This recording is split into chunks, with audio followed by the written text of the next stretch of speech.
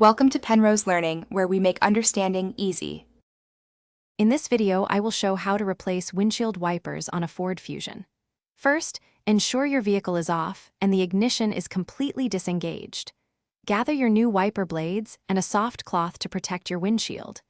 Gently lift the wiper arm away from the glass until it locks into an upright position. Be careful not to let it snap back down. Now, locate the small release tab or button where the blade connects to the arm. With the wiper arm held securely, press the small release tab or button you just located. This action will unlock the old wiper blade from its attachment point.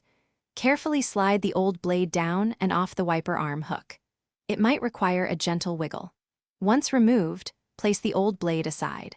Remember to always keep a firm grip on the wiper arm to prevent it from accidentally springing back and potentially damaging your windshield. Now, take your new wiper blade and align its connector with the hook on the wiper arm. Slide the new blade upwards onto the arm until you hear a distinct click, indicating it's securely locked into place. Give it a gentle tug to confirm it's firmly attached.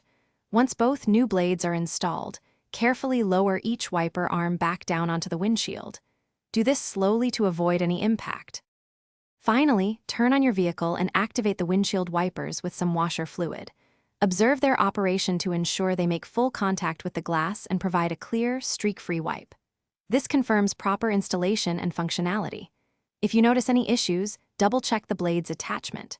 For other great deals and to upgrade your clean game with the Shark AI Ultra Robot Vacuum, check the link in the description below. It offers voice control, self-emptying, and is pet-friendly.